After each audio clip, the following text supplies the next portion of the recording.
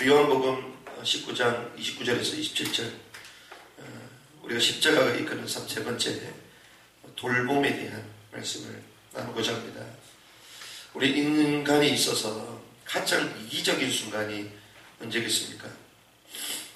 사람이 여유가 있으면 다른 사람을 돌보게 되고, 그래서 많은 사람들이 어느 정도의 부를 달성하고 나면 이제 다른 사람들을 배려하고 또 그들을 돕는 이런 일에 신경을 쓰게 되죠.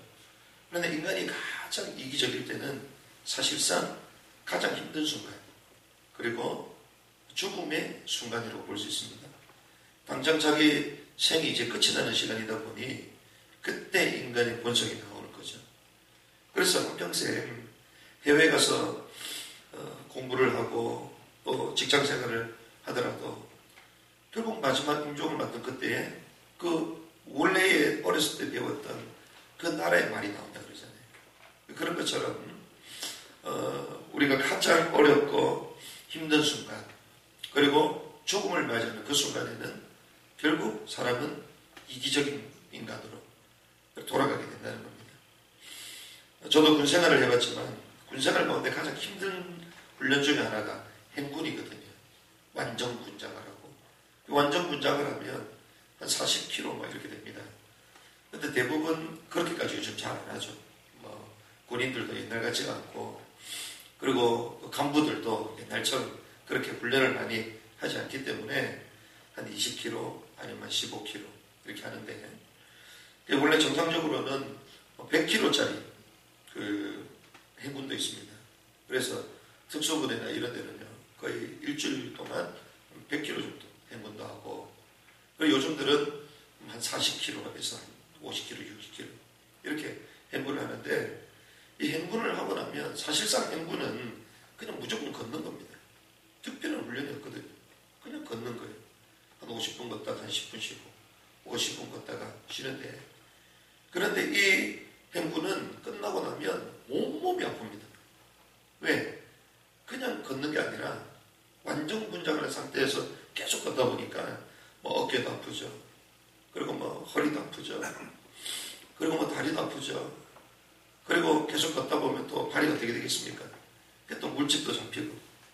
저 같은 경우도 평발하고 좀 비슷하기 때문에 행군만 하고 나면 거의 발바닥에 물집이 반 이상이 잡혀요. 그러다 보니 행군 끝나고 나면 걷기도 힘들고, 저 같은 경우는 그렇더라고요.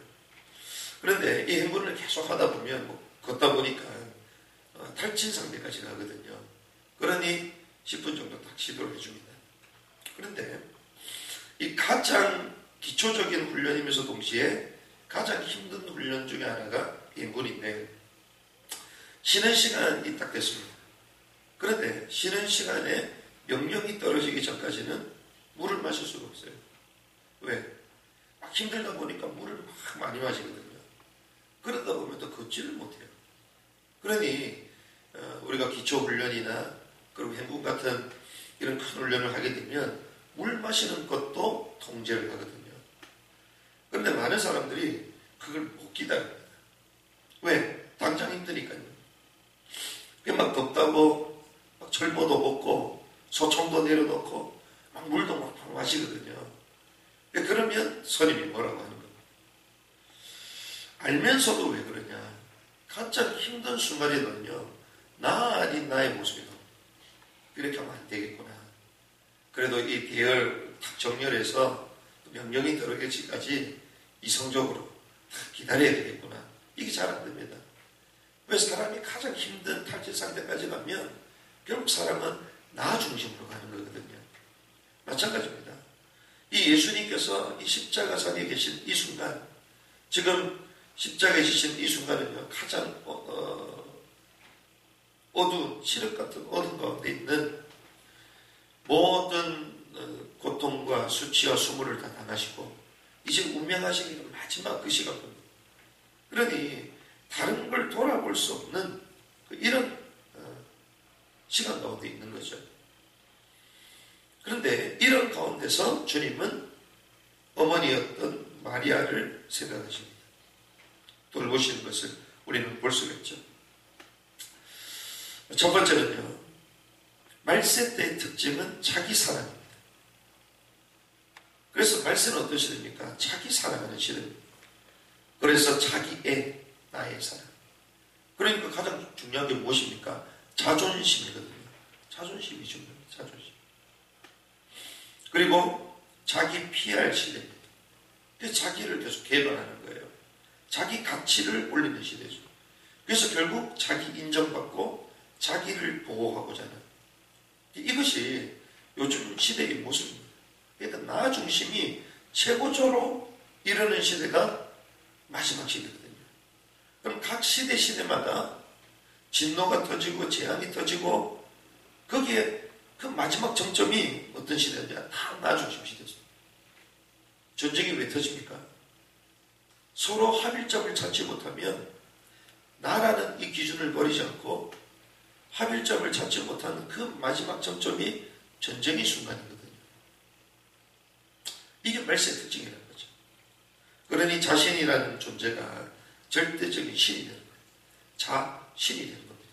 내가 신이 되는 거예요. 이게 자신이거든요. 그래서 자신에 대한 관심이 많은 시대가 요즘 시대죠. 그래서 자기 몰입하는 시대요. 자기 무상 시대. 나를 너무나도 나에 대해서 모든 걸 소비하고 나의 관점으로 모든 걸 판단하고 이런 시대가 된 것입니다. 그런데 자신을 믿으면 믿을수록 결국 그 자신은요, 자신을 배신하게 됩니다. 이게 무슨 말인가? 나를 투자하고 나를 위해서 살았고 나를 보호했는데 나라는 존재가 진짜 신이 될 만큼 나에 대한 우상을 지금까지 만들어냈는데 그 나를 믿은 거거든요. 그런데 이 자신이요, 나를 배신하게 됩니다. 무슨 말입니까? 나에 대해서 투자를 했는데 내가 원하는 나가 갈수록 안 나오는 겁니다. 이러다 보니 나는 내 자신에게 투자를 했는데 이 나라는 존재는 내가 나 스스로를 만족하지 못하도록 만듭니다. 그래서 말이 좀 어려울 수 있겠지만 이 자신이요, 나를 배신하게 됩니다. 이게 세상 사람들이 방황하는 이유들이에요. 그러니 나중에는 어떻게 하게 됩니까? 자기 학대합니다. 왜 자기 학대하죠? 자기 우상, 나를 위해서 사는 인생이었는데 나를 보호 계속 해야 되잖아요. 그런데 자기를 학대합니다. 왜? 내가 원하는 만큼의 나의 모습이 안 되니 자기 자신을 학대하는 거예요. 나중에는 어떻게 합니까? 자기 포기합니다. 내가 원하는 나의 모습이 나오지가 않아요. 그러니 자기를 포기하는 거예요. 자기를 해체시키는 겁니다. 그 때로는 타락적으로 들어가잖아요. 왜? 내가 원하는 나의 모습이 안 되니까. 그러니 때로는 탈선하게 되는 겁니다. 술, 마약, 또 이성, 그리고 뭐 스포츠, 뭐 나를 계속 다른 쪽으로. 그리고요, 결국에는 자기 상처가 걸리죠. 마지막은 자기 상실하게 됩니다. 이게 자기 사랑의 시대 속에 말세 때 나타나는 자기 우상의 이 시대 현상이라는 것입니다. 그런데 오늘 보니까 두 번째로 이 예수님께서는 나를 보호하고 나에게 집중해야 되는 그 마지막 그 순간, 그 죽음의 그 순간에 마리아를 돌보셨다는 것입니다. 이 마리아는 사실상 영적으로 볼 때는 최고의 축복을 받은 사람입니다. 우리가 아시다시피 마리아는 구약에서부터 예언되었던 인물입니다. 마리아가 이렇게 얘기하지 않았지만 처녀가 잉타하여 아들을 낳으리니 그 이름을 임마누엘 그랬잖아요. 그럼 그 처녀가 누굽니까? 마리아예요. 그러니까 구약 그 예언됐던 인물 얼마나 위대한 인물입니까? 그리고 그 메시아를 탄생시키는 그 통로로 쓰임받은 말씀 성취의 도구였다는 거예요. 실체였다는 것입니다. 그러니까 영적으로 볼 때는 얼마나 축복을 받은 사람입니까? 그런데 육신적으로 볼 때는 비극의 여인이었습니다. 아마 성경에 그렇지 않지만 지금 이 마리아가 혼자 다니고 막 이런 거 보니까요. 아마 그의 남편 요셉과 사별한 지는 오래됐을 거다. 이렇게 보죠. 그래서 오랜 동안 과부의 삶을 산 사람으로 추정이 됩니다. 그런데 그의 아들 예수, 육신은 자기 몸으로 난 아들 예수. 이 예수가요, 십자가 처형을 당하게 되잖아요. 자기 아들이 십자가에 처형을 당한다. 좋아할 부모가 어디 있겠습니까? 얼마나 가슴이 찢어지겠어요. 차라리 내가 죽으면 죽었지. 아무리 하나님이라고 해도 자기 몸에서 난 자기가 어려서 키우고 양육했던 이런 한 인격체가 사람 아닙니까? 우리가 양아들, 남의 사람도 남의 아이들도 키울 때 우리가 정을 쏟기도 하고 그렇게 하는 것인데 자기 몸에서 난 자녀잖아요. 그런데 모든 유대 사람들이 조롱과 야유를 받고 있습니다. 그것을 옆에서 다 보고 있어야 되는 이 부모와는 어떻겠습니까? 그런데 또한 어떤 또 아이러니와 또 고통이 있느냐, 이건 아무도 이해할 수 없는 거예요. 자기 아들, 자기 육신의 몸에서 탄생된 아들이지만 실제로 누굽니까? 하나님이잖아요. 그러니 인간적인 이 사랑을 표현할 수 없는 아들이자 또한 하나님이라고. 이거 뭐 표현을 해야 되는데 표현을 할 수 없는 겁니다. 이거. 왜 하나님이시니까? 이걸 누가 알겠습니까? 이걸. 그렇죠. 우리가 옛날에 뭐 홍길동전 보면 그러잖아요. 아버지를 아버지라고 부르지 못하고. 그렇잖아요. 얼마나 그 홍길동의 그 마음이 어렵겠어요. 그런데 지금 이거는요, 그것도 아닙니다. 자기 육신을 통하여 난 그 아들을 사랑하고 뭔가 배려도 하고 뭔가 표현도 하고 싶은데 이분이 또 하나님이시라. 이게 뭐 어떻게 할 수가 없는 거예요.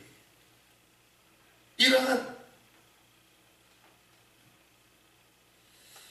마음과 또 영적인 이런 딜레마에 있는 이런 마리아의 모습을 좀 볼 수가 있습니다. 그런데 이때 예수님은 말씀하시죠. 여자여 보소서. 이렇게.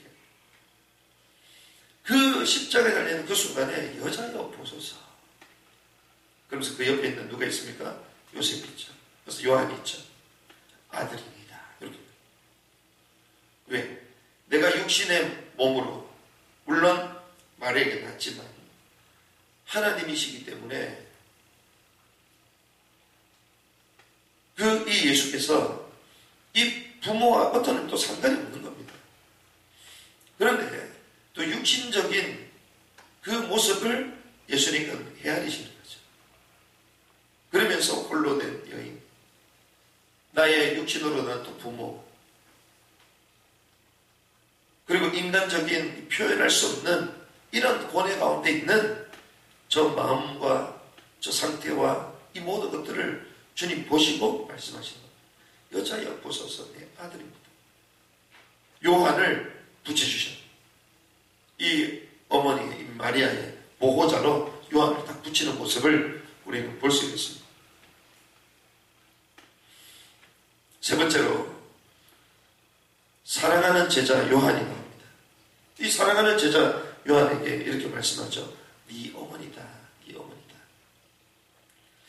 왜 네 어머니다 얘기할까요? 요한복음 7장 5절에 보니까요. 다른 형제들도 예수를 믿지 않았다고요. 그러니 이 예수님 그 동생들이 있었잖아요. 이 동생들도 예수를 인정 안 합니다. 그러다 보니 막 동생들이 이 마리아하고 같이 다니면서 육신적으로는 형이기 때문에 막 같이 주정하고 그래야 될 건데 그런 모습 전혀 없잖아요. 그러니 이 형제들도 사실상 다른 거예요. 홀로 돼 있는. 그래서 제자 요한에게 네 어머니다. 이렇게. 그런데 성경을 자세히 보니까 요한을 뭐라고 얘기합니까? 내 사랑하는 제자 요한, 사랑하는 제자. 하나님이 중요한 사역을 누구에게 맡깁니까? 사랑하는 자에게 맡기시는 거예요. 하나님이 사랑하기 때문에 그 제자에게 맡길 수 있는 거예요. 그 사역을 맡기신 거죠. 어떤 의미에서는 가장 친밀하고 가장 사적인 일을 이 요한에게 맡기잖아요. 그런 사랑하는 제자 되시기 바랍니다. 이 사랑하는 제자, 그냥 일반적인 제자가 아니에요. 제자들은 다 도망갔습니다, 지금. 그런데 그 요한은요, 지금 남아있어요. 그래서 이 요한은요, 이때부터 자기 집에 이제 모시게 됩니다. 그런데 고대 전성을 보면 평생토록 모셨다.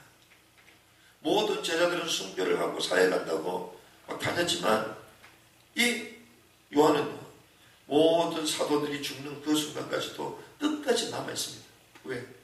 어머니를 모시게 됩니다. 그리고 나중에 에베소 교부가 됐을 그 순간까지도 부모님을 모시고 살았다 얘기를 하죠.